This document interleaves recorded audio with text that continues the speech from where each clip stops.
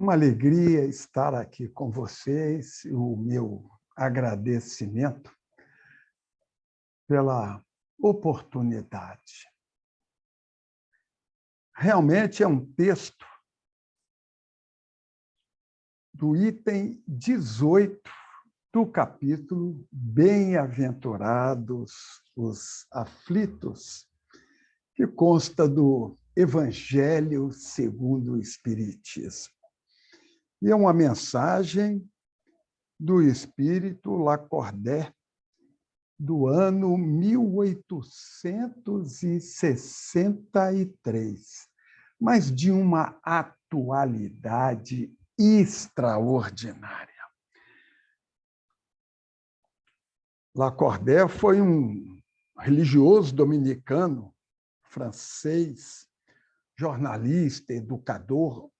Hoje a gente chamaria de multimídia, um homem com um intelecto muito grande e ocupou várias áreas, vários espaços, contribuindo aí com o seu pensamento.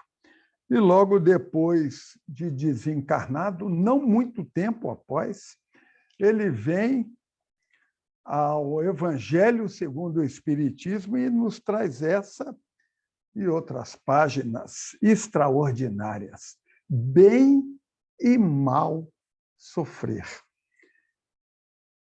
Está no capítulo 5 do Evangelho segundo o Espiritismo, cujo título é Bem-aventurados os aflitos.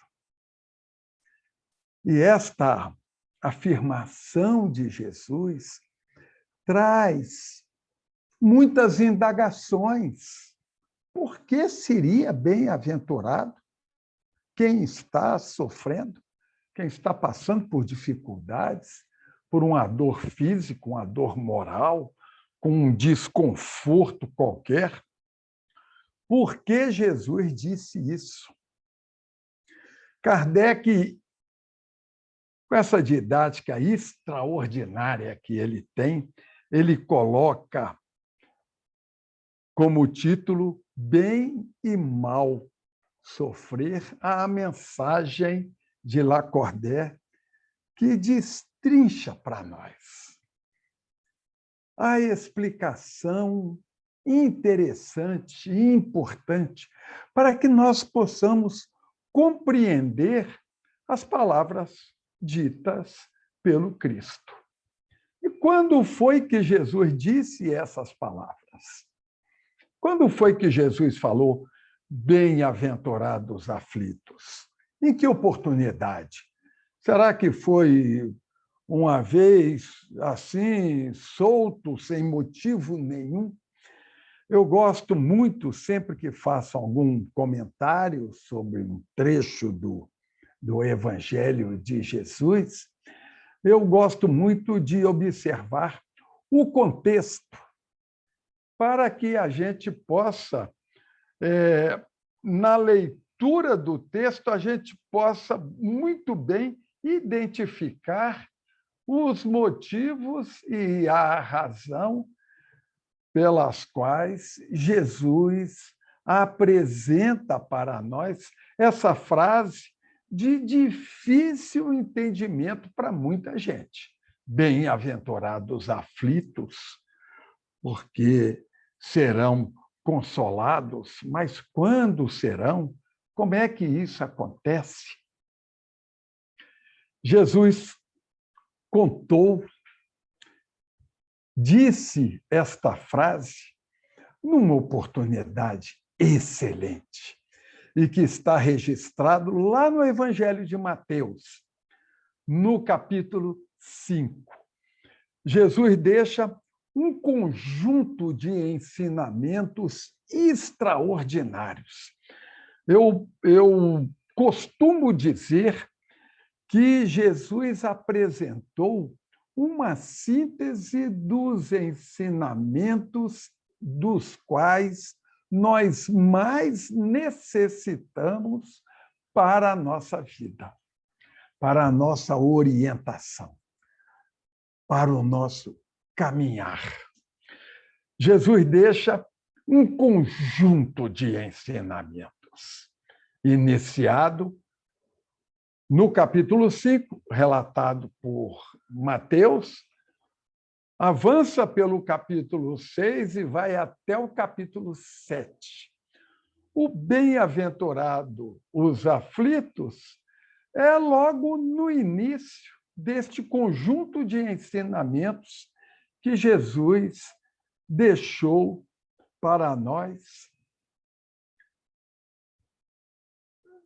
Já no iniciozinho do seu evangelho, Mateus diz assim: Jesus, vendo a multidão, subiu ao monte e, após assentar-se, aproximaram-se dele os seus discípulos e ele os ensinava, dizendo: Bem-aventurados os pobres de espírito, porque é deles o reino dos céus. Bem-aventurados os aflitos, porque serão consolados. Kardec percebeu a importância deste conjunto de ensinamentos. Tanto é assim que o livro Evangelho segundo o Espiritismo, Allan Kardec colocou 39 citações do Sermão do Monte, deste conjunto de ensinamentos.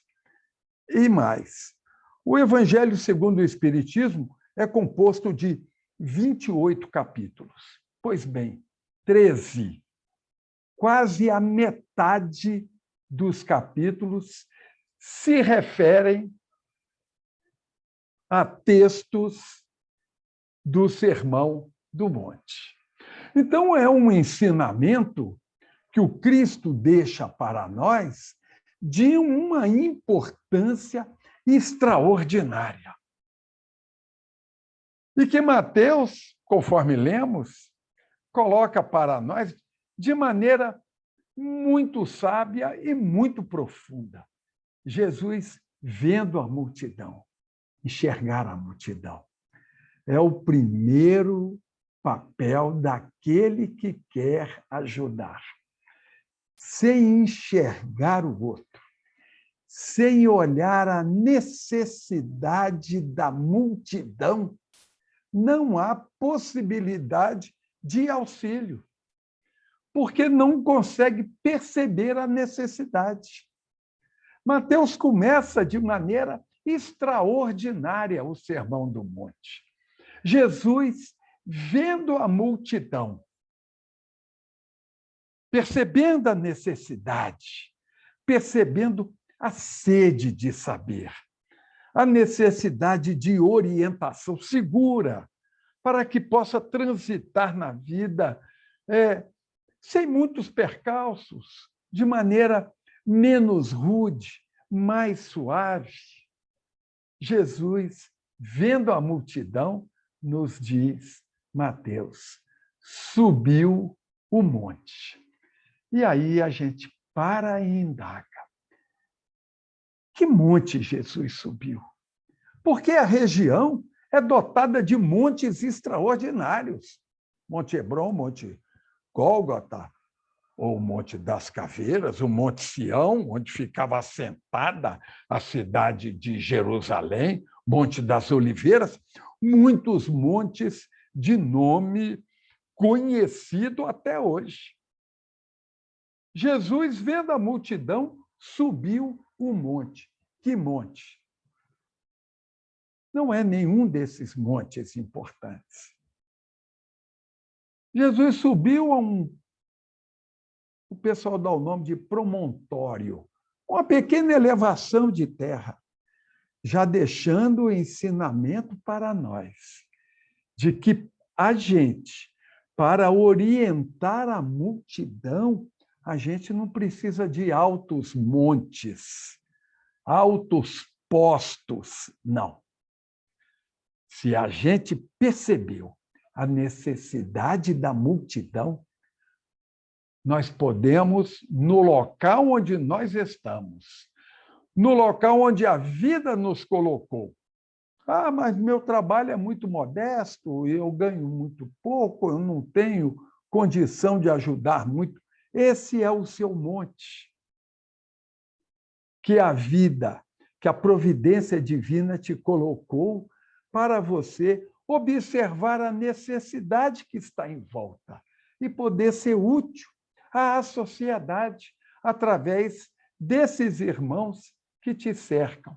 Então, Mateus, já de maneira extraordinária, começa a dizer para nós a respeito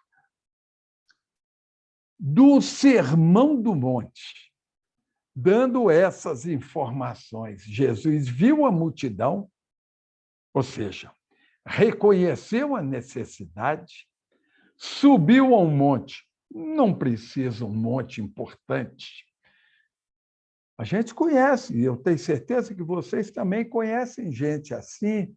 Ah, o dia que eu ganhar na loteria, eu vou auxiliar muita gente. Ah, quando eu for rico, se Deus me beneficiar com isso, não precisa ser rico, não precisa ser milionário, não precisa subir altos montes, altos postos para ser útil. É no local onde você está, que a vida te colocou, esse é o seu monte, esse é o seu campo.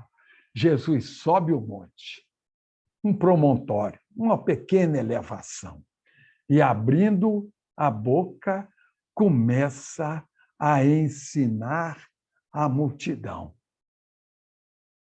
É interessante que Jesus, de vez já começar com os ensinos, que o Sermão do Monte é pródigo, porque tem 44 versículos, só o capítulo 5. Então, 48 versículos só de ensinamento, um atrás do outro, para a vida diária nossa. Lá tem tudo. Todas as informações que a gente precisa estão na sequência. Brigou com um amigo? Jesus te dá orientação. O amigo brigou com você? Jesus te dá orientação. Você brigou com o chefe? O chefe está te exigindo muito. O Sermão do Monte tem a informação. Brigou com a esposa, com o marido, com o companheiro, com a companheira? Tem a informação. Jesus, antes de ele entrar nesse nível de informação, dessa sequência de ensinamentos fabulosos que ele deixa para a nossa vida diária, para a nossa vida prática, do dia a dia, Jesus faz assim uma espécie de saudação. Como num discurso formal, não é que a pessoa inicia sempre um discurso dentro de uma certa formalidade, ele homenageia as pessoas presentes, não é assim? Excelentíssimo senhor fulano de tal, ilustríssimo senhor, senhoras, senhores, amigos presentes. Não é assim que a gente começa um discurso formal? Jesus faz a mesma coisa. Olhando a multidão, o que é que ele vai dizer? Ilustríssimo? Excelentíssimo? Não tinha ali excelência, conforme o entendimento do mundo. Não tinha ali nenhum ilustríssimo. Estava ali a escória da sociedade, aqueles que eram banidos e jogados, desprezados, e que estavam ali reunidos, querendo ouvir Jesus. Então, e é por isso que ele começa a abertura do seu discurso, do seu ensinamento, dizendo: bem-aventurados os pobres de espírito, porque é deles o reino de Deus. Olhando ali para a multidão, e logo em seguida, bem-aventurados os aflitos, porque serão consolados. Está dirigindo para o povo que ali estava. Pois bem, bem-aventurados os aflitos, porque serão consolados. Lacordaire diz, no texto que está no Evangelho segundo o Espiritismo, que todos sofrem, mas poucos sofrem bem. O que é sofrer bem? É a pessoa gemer mais do que o outro? Ou segurar a dor, controlar a dor e não reclamar? Seria isso? Não, não. Lacordaire está dizendo para nós, nesta mensagem extraordinária que está no item 18 do capítulo 5 do Evangelho segundo o Espiritismo, ao dizer que poucos sofrem bem, ele está chamando a atenção da gente para que nós possamos tirar do sofrimento a lição necessária para o nosso processo evolutivo. E aí é que entra a doutrina espírita, explicando para nós o motivo da dor, o motivo da aflição. Por que a aflição alcança um e não alcança outro? Por que um sofre mais e o outro não sofre quase nada? E, às vezes, o que sofre mais é uma pessoa moralizada, pessoa honesta, correta na vida, e o outro que não sofre nada não é lá tão assim, tão correto no seu existir. Poucos sofrem bem. Poucos tiram do sofrimento a lição necessária para a sua evolução, para o seu processo evolutivo. Porque aí está o valor didático do sofrimento. Por que sofremos? Muita gente imagina um Deus punitivo, um Deus vingativo, um Deus nervoso, que se chateia à toa, que se irrita à toa e que pune as pessoas conforme o seu bel prazer. Não, foi a vontade de Deus que assim manifestou e ele quis, e ninguém pode contestar. A vontade de Deus se aplica. Não, não. A aflição, quando vem, em qualquer grau e em qualquer sentido, a aflição moral, a aflição intelectual, a aflição física, a aflição financeira, as aflições, quando vêm até nós, elas têm o objetivo didático de fazer com que a gente aprenda com o sofrimento a lição e a gente possa evoluir. E é por isso que Jesus diz: bem-aventurados os aflitos, porque serão consolados. É interessante, e eu gosto muito de consultar os demais evangelistas para ver a informação que eles dão sobre o mesmo assunto. E lá no Evangelho de Lucas, deste mesmo assunto aqui, está lá no capítulo 6, no versículo 25, a informação.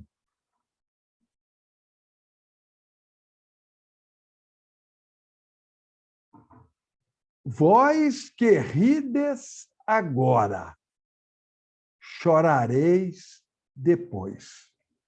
Bem-aventurados vós que agora chorais, porque rireis. Mas ai de vós que agora rides, porque chorareis. Então, a gente pega um texto desse do Evangelho e parece que a gente fica numa situação difícil de sair, não é? Quem está chorando é bem-aventurado porque vai rir. Mas ai de quem está rindo porque vai chorar. Então, é uma situação em que não tem saída. É por isso que a doutrina espírita vem pegar os textos dos evangelhos e trazer para nós a informação de que toda a aflição é manifestada a vontade de Deus, mas de acordo com a nossa necessidade. Ora, Deus não é punitivo. Deus é educativo. Essa é a relação do Criador com a criatura. Deus é educativo.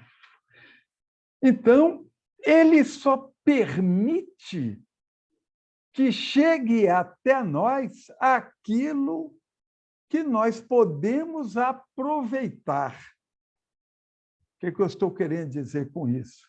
A aflição só vem para aquele que tem possibilidade e condição de aproveitar aquela aflição e aprender com ela.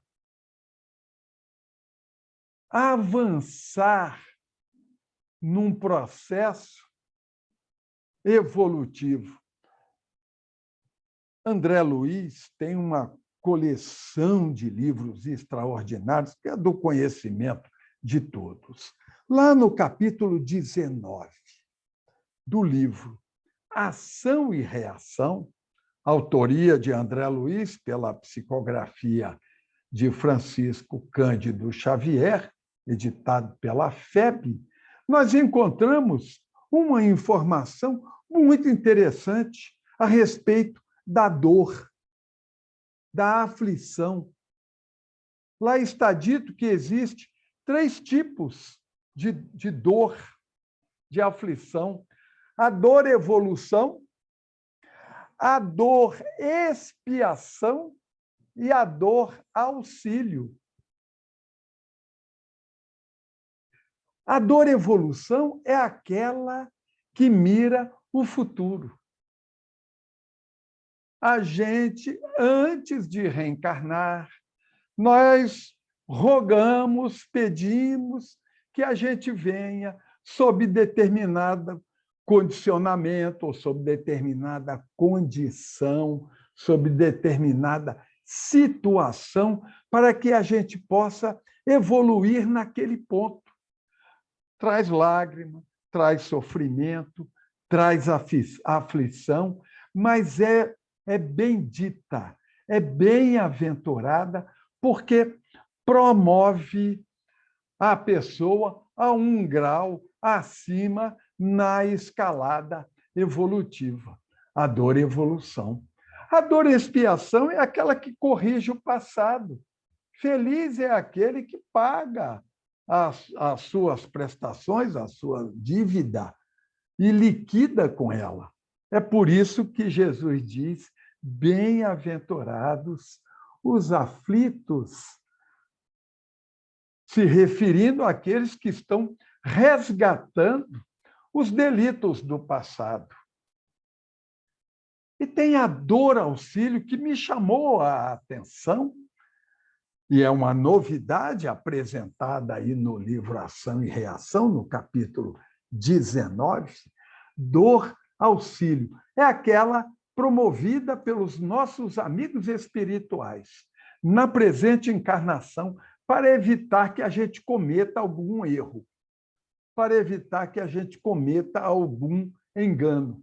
Então, eles nos mandam uma afliçãozinha para evitar que a gente entre numa grande aflição.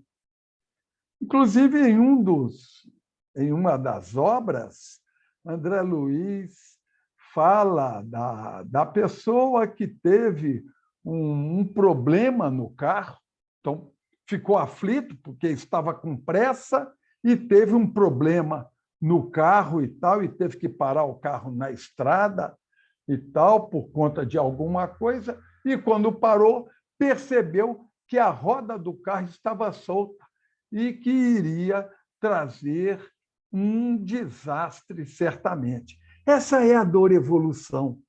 E muitas das vezes a gente reclama da interferência, da ingerência dos amigos espirituais na nossa vida, que implantam determinadas dificuldades para evitar que a gente entre numa situação um pouco mais grave, um pouco mais difícil, que vai nos trazer muita dificuldade. Mas eu gostaria de comentar aqui também com vocês a questão de que as bem-aventuranças colocadas por Jesus, elas, na verdade, indicam o processo evolutivo humano. Porque, olhem só, Jesus começa assim: bem-aventurados os pobres de espírito, porque é deles o reino dos céus. Mas, em seguida, Jesus diz: bem-aventurados os aflitos, porque serão consolados. Mais adiante, bem-aventurados os mansos ou os brandos, porque herdarão a terra. Bem-aventurados os que têm sede e fome de justiça, porque serão saciados. Bem-aventurados os misericordiosos, porque receberão misericórdia. Bem-aventurados os puros de coração, porque verão a Deus. Bem-aventurados os pacificadores, porque serão chamados filhos de Deus. Bem-aventurados sois os perseguidos por causa da justiça que fazem, porque é deles o reino de Deus. As bem-aventuranças que estão dispostas, conforme dissemos, no Evangelho de Mateus, no capítulo 5, elas, na verdade, nos apresentam uma sequência evolutiva extraordinária. Jesus, ao iniciar com bem-aventurados os pobres de espírito, porque é deles o reino de Deus, está anunciando para aqueles que estão iniciando nas suas primeiras experiências reencarnatórias, ao espírito que, recém-chegado à fase hominal, Jesus está dizendo: bem-aventurado és tu, porque o reino de Deus é teu. Me chama muito a atenção o tempo verbal que Jesus usa. Bem-aventurados os pobres de espírito, porque é deles, não é será, ou pode ser que seja, ou talvez seja. Não, é aplicado no tempo presente. Já está garantido o reino de Deus àquele que inicia o seu processo evolutivo na fase hominal. Deus nos cria simples e ignorantes para a gente atingir a perfeição. A caminhada, Deus nos dá o livre-arbítrio.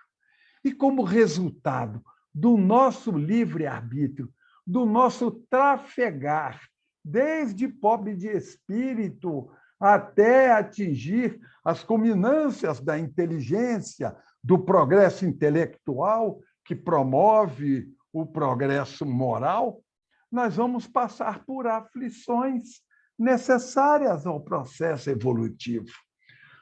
Quando a gente entende que toda evolução, toda aflição, ela visa o progresso, aí fica mais fácil.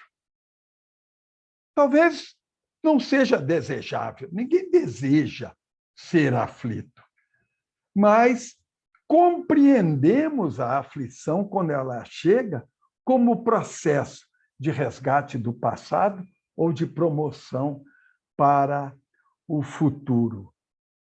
Deus nos dá o livre-arbítrio para que nós caminhemos. E o Cristo, encerrando aqui esse nosso breve bate-papo, e o Cristo diz para nós: no mundo tereis aflição. Isso ele falou quando estava se despedindo, lá na última ceia, no último encontro com todos os discípulos. No mundo tereis aflição, mas tende bom ânimo, eu venci o mundo. Jesus está dizendo para nós: eu passei por esse caminho, de espírito simples e ignorante a espírito crístico. Vocês também serão vitoriosos nessa caminhada. Toleremos as aflições como propostas de Deus, para que possamos avançar na nossa caminhada evolutiva. Obrigada, Calci. Ótimas reflexões. Carlos, por favor, com perguntas? Você está sem o áudio, Carlos. Excelente, Calci. Excelentes reflexões. Temos aqui algumas perguntas relacionadas com o assunto. Vamos ver. Primeira, podemos dizer que para entendermos a questão do bem e mal sofrer, convém observar a diferença que há entre dor e sofrimento?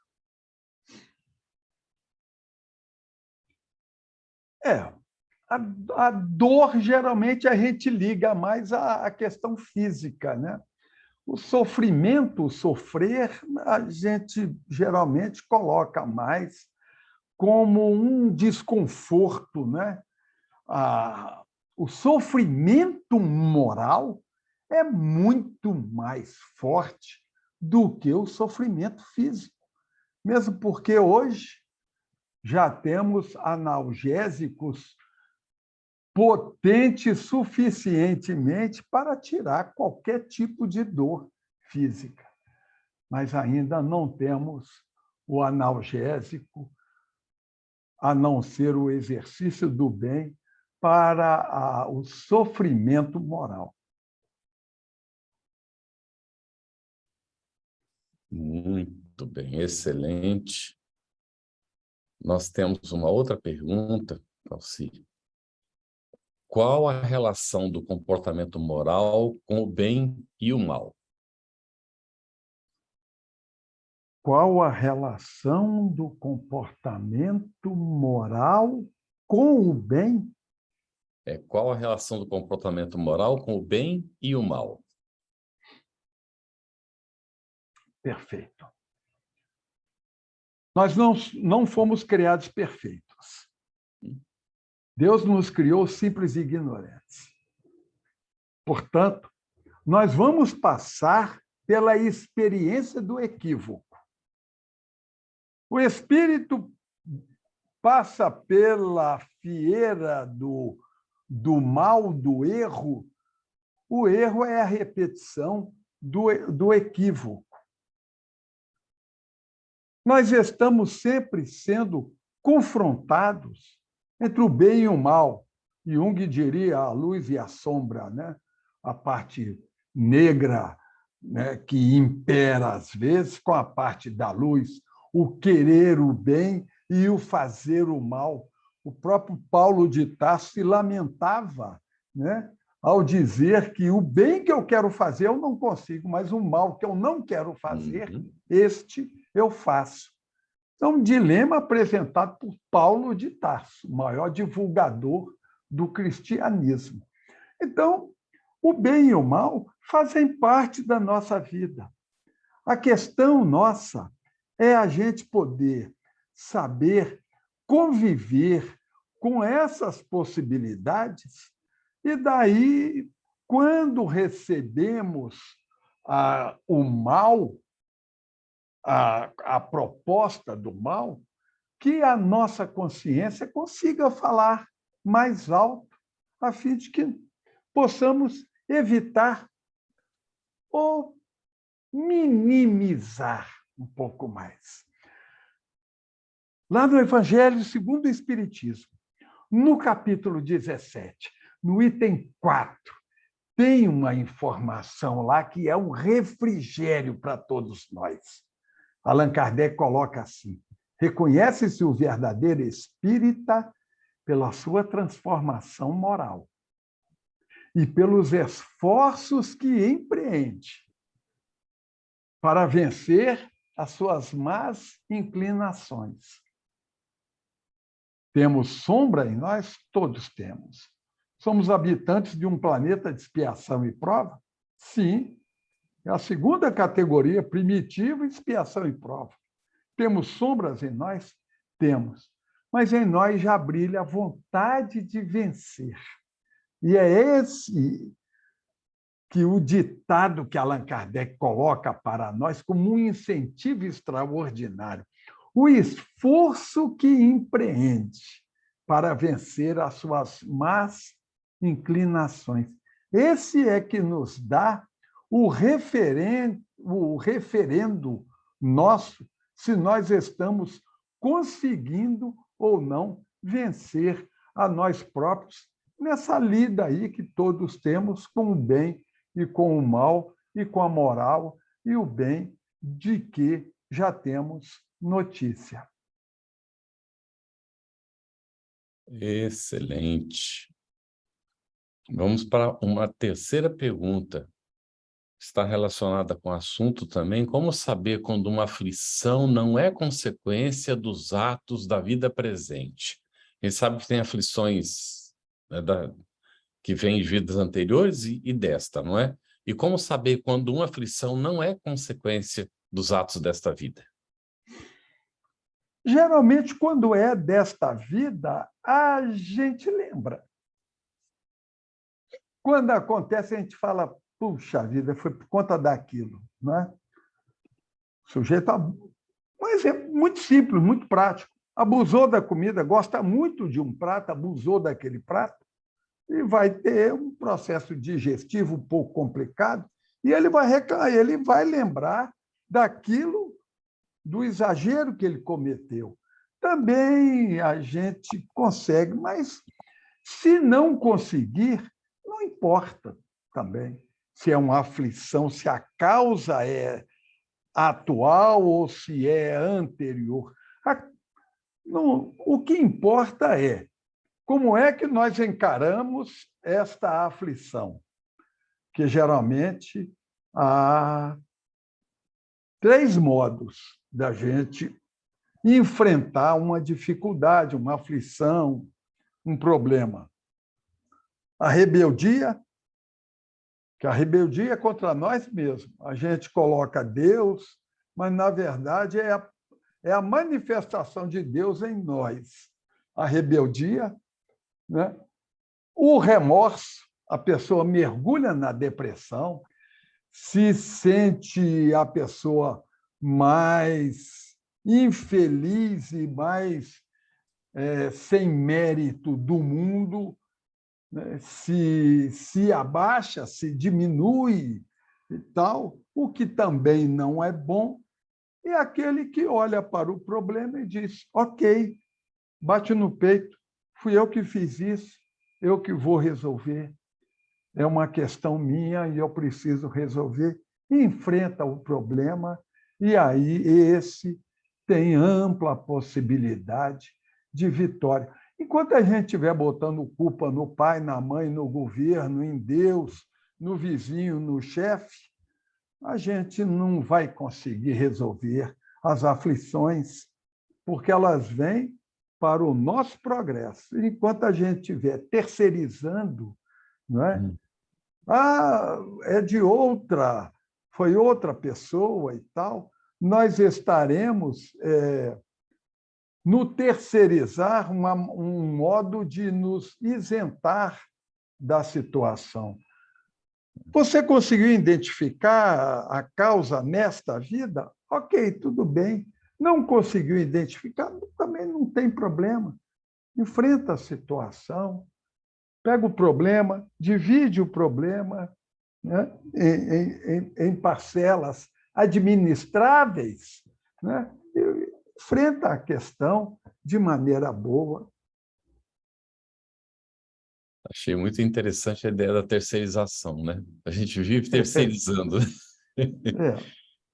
Assumir a responsabilidade é bem mais difícil, mas é o mais conveniente, né, Calci? É a maior prova de maturidade Isso espiritual, aí. não é? Uhum. A pessoa dizer, não, fui eu errei. A gente vê Paulo de Tarso, né? Paulo de Tarso é fabuloso. Que Jesus aparece, ele vai para a cidade para matar uma pessoa, um cristão, o Ananias. E ao chegar na entrada, Jesus aparece para ele, e ele, quando cai do cavalo, dos dois modos, né? Simbólico e fisicamente, quando ele cai do cavalo, de imediato, o que queres que eu faça, Senhor? Chamou de Senhor aquela luz que ele estava vendo. O que queres que eu faça? Ou seja, é aquela pessoa rápida na decisão, né? Ele viu o problema, resolveu, pronto, vamos resolver isso. E partiu resoluto, 30 anos de farisaísmo, 30 anos divulgando o cristianismo. Muito bem. Nós temos uma aqui, Calci, do Rafa Demarco, que está nos acompanhando aqui na live. Excelente palestra e reflexões. Você poderia comentar como seria o sofrimento no mundo de regeneração? Talvez não seja tão físico. Talvez, como no mundo de regeneração, conforme o capítulo 3º do Evangelho segundo o Espiritismo nos fala dos mundos regenerados, em que há o desejo do bem, pelo fato de haver o desejo do bem e pelo fato do mundo ser regenerado, já não há mais tanta doença. Então, não seria tanto a dor física, mas a dor de não ter conseguido fazer aquilo que gostaria de ter feito, não é? E a gente percebe isso já no nosso planetinha Terra aqui, que está namorando o mundo de regeneração, quase noivando, próximo a casar com o mundo de regeneração. Estamos deixando a expiação e prova. Tanto é que determinadas doenças já não têm mais. E hoje a gente verifica mais dor moral do que dor física, porque os remédios estão resolvendo tudo, não é? Então, eu penso que no mundo de regeneração sejam mais questões morais, mentais, que também inquietam, não é? A gente, quando tem um compromisso, né, assume um compromisso e não consegue realizar aquele compromisso a contento, a gente fica um pouco desconfortável, tem um certo sofrimento, uma certa aflição. É essa, talvez, a que deva acontecer mais nos mundos regenerados. Calci, o ambiente no qual o espírito renasceu ou vive influencia a prática do bem ou do mal? Desculpa, Carlos, eu não te ouvi direito. Você pode repetir, por favor? Sim. O ambiente no qual o espírito nasceu, ou renasceu, não é? Ou vive, influencia a prática do bem e do mal? Influencia, sim, mas não arrasta definitivamente. de modo que ninguém pode culpar o ambiente, o pai, a mãe, o Estado. Ah, mas eu nasci num bairro que só tinha bandido e tal. Não. Há um arrastamento, sim, porém não irresistível. Então, o ambiente influencia, é lógico que influencia, mas não de maneira cabal e determinativa, de modo a indicar o comportamento da pessoa. Muito bem. Excelente. Agora, você pode comentar sobre essa frase de Joana de Ângeles, psicografia de Valdo Franco, e que está no livro Lampadário Espírita. Não te revoltes diante das dores, mesmo que sejam dores reais. A dor chega para que o espírito triunfe sobre ela, ao invés de ser por ela esmagado. É aquilo que Jesus falou, né? Eu venci o mundo. Jesus, como nosso irmão mais velho, retorna aqui para nos incentivar e dizer: olha, as aflições que acontecem no mundo é para serem vencidas. Certa feita perguntaram para um grande escalador de montanha, um montanhista, por que você escala as montanhas? E ele diz, porque elas estão lá. Há uma informação filosófica aí muito interessante. Ninguém vai buscar a aflição, mas quando a aflição nos visita, é o momento da gente olhar para ela como uma companheira que vem nos alertar de alguma coisa. Por isso que a Joana de Ângeles diz, não te revoltes diante da dor, porque a revolta é a negação da pessoa àquela situação. Então, o revoltado ele tem muita dificuldade para se recuperar, porque ele não vê o erro que ele cometeu, ele não consegue reconhecer daí a revolta. Ele não consegue, eu não merecia, mas ele não poderia ter feito isso comigo e tal. Então, são pessoas que se colocam numa situação de não merecer aquele chamado da vida. Não te revoltes diante da dor, seja a dor física, seja a dor moral, seja qual dor for. Por que ela existe? A vida é assim, olha, o momento feliz, comemora, chama os amigos, comemora, compartilha com seus amigos o seu sucesso, a sua vitória, conseguiu uma promoção, conseguiu algo que você lutava por muito tempo, atingiu um posto que você queria, você teve um bom resultado em alguma coisa, comemore. É o momento da comemoração. O momento da aflição é o momento da introspecção, da gente parar e analisar com a gente mesmo. Por que é que isso aconteceu comigo? O que a providência divina está me dizendo que eu preciso aprender para que isso não aconteça mais? Esse é o recado que Joana de Ângeles, com essa sabedoria extraordinária dela, coloca para a gente. Não te revoltes diante da dor. Aprende com ela.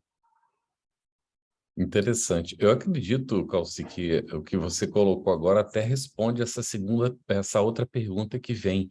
Mas, de repente, você quer acrescentar alguma coisa. Como manter a paz apesar das aflições que fazem parte da vida? Bom, em primeiro lugar, a gente precisa definir o que é paz. A gente precisa definir o que é paz. Porque Jesus diz, eu não vos dou a paz do mundo. Uhum. Não é a paz do mundo que eu vos dou. E o que o mundo considera como paz? Você está na sua casa, tranquilo e tal, os negócios estão bem, está tudo bem, os filhos estão com saúde, está tudo ok, a situação financeira está boa, está tudo bem. Ótimo, bacana, você merece esse processo. Aproveite esse processo. Essa é a paz do mundo. Mas o Cristo também nos chama para o trabalho da luta, porque se a gente não tivesse a luta, nós não saberíamos o que é paz. Nós ainda somos tão pouco evoluídos que a gente precisa do antagônico para entender alguma coisa. Por que a gente sabe que tem saúde? Porque a gente sabe o que é doença. Por que a gente sabe que é claro? Porque a gente sabe que é escuro. Por que a gente sabe o que é tristeza? Porque a gente sabe o que é alegria. Todo o a nossa noção das coisas se dá pela comparação do antagonismo. É por isso que nós temos uma dificuldade tremenda, todos nós, inclusive os físicos, têm uma dificuldade tremenda em definir espaço e tempo, porque não existe inespaço, nem existe intempo, não é? Algo o contrário do tempo, o tempo multiplicado por -1, como não existe, nós temos dificuldade. O que eu estou querendo dizer com tudo isso? Para que a gente possa curtir a nossa paz, usufruir a nossa paz, nós precisamos da luta antes, para que a gente saiba, naquele momento, que nós estamos em paz. Muito bem, Calci. A Marialba, ela comentou que palestra produtiva. Muito obrigado, Calci, por tantos esclarecimentos. E as perguntas que chegam pelo privado, eu não falo o nome, né, da pessoa, porque possivelmente ela botou no privado porque não quer se identificar. Tem uma pergunta aqui, por favor, qual a explicação espírita para o ser humano passar por um câncer ou outras doenças graves? Não existe nada na vida que não tenha um propósito, principalmente algo assim de uma certa gravidade, né? Como um câncer em algum órgão mais importante e tudo mais. É o momento da gente olhar para nós mesmos e indagar o que o Cristo quer de mim. O que a vida está me propondo? Onde eu posso ser útil por aquilo que eu estou passando? Olha, eu conheço tanta gente boa, aí pelo noticiário e tudo mais. Algumas conheço pessoalmente, inclusive uma senhorinha em São Paulo que teve o filho assassinado, o único filho, e que era toda a vida dela, porque ela já viúva, tinha um filho, e esse filho foi assassinado por um assaltante, e o assaltante foi preso. Essa senhora, todo dia, todo final de semana, ela sai da sua casa, pega o trem, demora aí, em São Paulo tudo é muito longe, não é? Demora aí umas 2 horas e pouco até chegar na penitenciária, mas todo sábado ela vai visitar o assassino do filho dela. Ela diz: ele matou meu filho, agora ele é o meu filho. Um câncer, uma doença, um falecimento de alguém importante na nossa vida são movimentos em que a vida faz para nos chamar a atenção para algo que podemos fazer e realizar em prol de nós mesmos e do próximo. Muito bom, Calci. Aqui nós temos vários agradecimentos aqui no chat. O pessoal realmente Muito agradecido pelos esclarecimentos, pela maneira objetiva, didática que você apresenta. Mas nós temos aqui ainda algumas perguntas.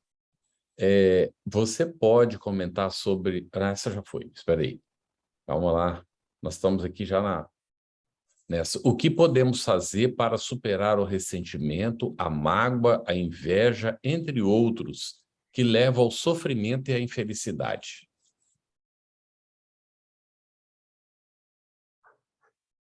O que é a mágoa? Alguém te fez um mal em determinada época, por um instante, e a gente guarda aquela dor pela vida inteira. Ou seja, aquilo que a pessoa nos machucou por um instante, a gente se machuca todo dia. Uhum. É como aquela ferida que a gente não deixa cicatrizar. Quando vai cicatrizando, a gente arranca a cobertura para poder sangrar de novo. Então, a mágoa talvez seja um forte sentimento de arrependimento por ter confiado em alguém. Então, a gente se pune por ter confiado em alguém.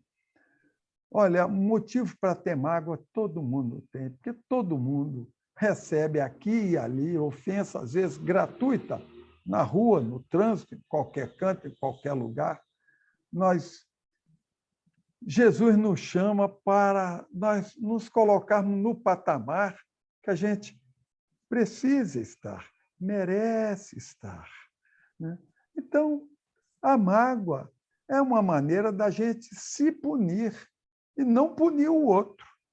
A gente se pune.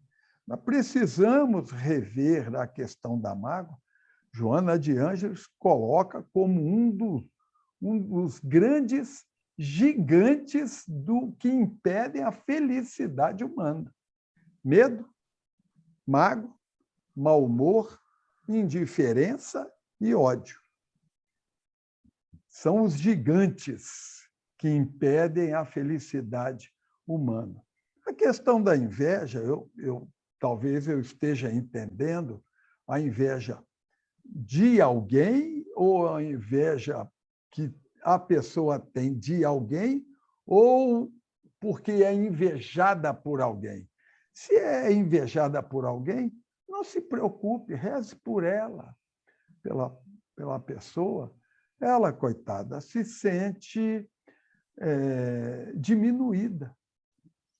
Jesus provocava inveja? Provocava. Chico Xavier provoca inveja? Provocava inveja. Francisco de Assis, Maria Teresa de Calcutá, qualquer pessoa em qualquer canto, basta se destacar um pouquinho que remete à inveja, né, dos outros. Não podemos criar registro disso. Agora, se a inveja parte de nós, e se nós já reconhecemos que temos inveja, talvez já tenhamos caminhado um bom pedaço para poder vencê-la, porque a maioria dos invejosos não sabem que o são. Se já reconhece, já tem a possibilidade de liquidar com ela. Muito bem. Agora, Calci, como conservar o bom ânimo e vencer ante as tribulações? As tribulações da vida. Ah, se não fossem elas. Os nobres amigos que estão nos assistindo sabem. Nos países mais adiantados é onde há o maior número de suicídio. Porque a pessoa não tem tribulação. E, por não ter tribulação, se sente esvaziada, sem sentido.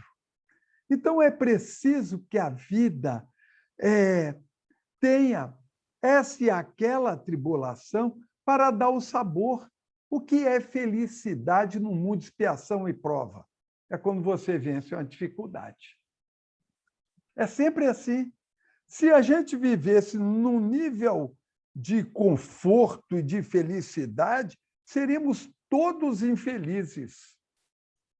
porque não temos algo para vencer, não tem uma tribulação, uma dificuldade por vencer. É isso que dá o ânimo a todos nós, ao ser humano do mundo de expiação e prova, a continuar vivo, e inclusive a ser feliz. Vence uma tribulação, fica feliz. Aparece uma outra tribulação, vence, é feliz novamente.